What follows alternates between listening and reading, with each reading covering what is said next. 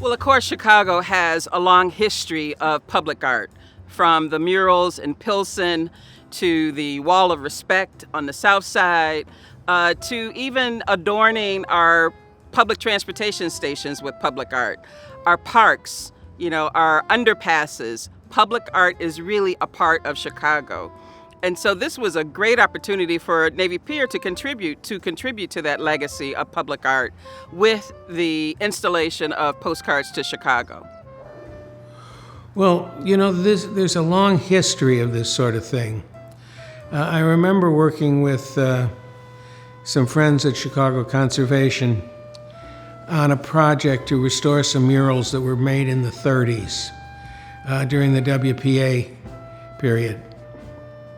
And they were really quite lovely, although they had been allowed to disappear, so to speak, because of dirt and grime that was on the walls. And they've been restored in a number of the field houses and places around the city. And I thought if we could do that, we certainly could do something meaningful at Navy Pier. It is definitely for the whole city. Navy Pier is known as the People's Pier. And the board believes in that as its guiding light, so to speak.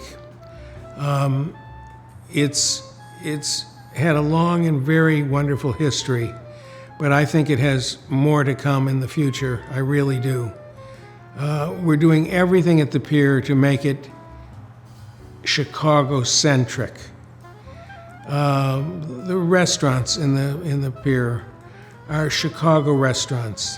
The craftspeople are from Chicago. That we think helps to fulfill the mission of what we're trying to build here. It's astounding when you think about Navy Pier has been around for over 100 years and the many different roles that it's played as a part of Chicago's history. And so to enter into the 21st century, playing a role as a cultural presenter, as a place where art can be shared, enjoyed, and viewed, accessible, free for all, it's really a great chapter in the history of the People's Pier. So, for example, Postcards to Chicago, it wasn't just the design museum coming in and putting art on the wall for art's sake. We change a lot, and we try to go into a place in a very respectful way. We try to walk into a place and help them tell their own stories, as opposed to us coming and telling stories on their behalf. How could you convey your mission through art? How can you be supportive to artists that are here in our city? And how can you transform your space by using a simple gesture of art with shapes, colors, angles?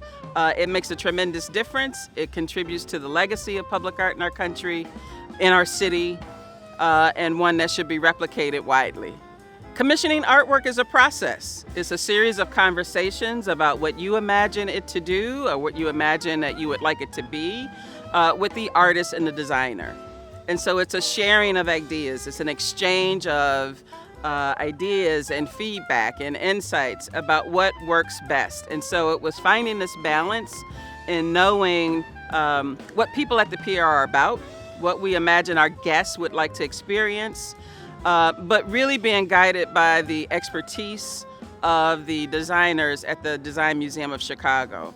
And so it was a really great, fruitful exchange of ideas and conversation throughout the process. And I think we're all pleased on both sides with the results.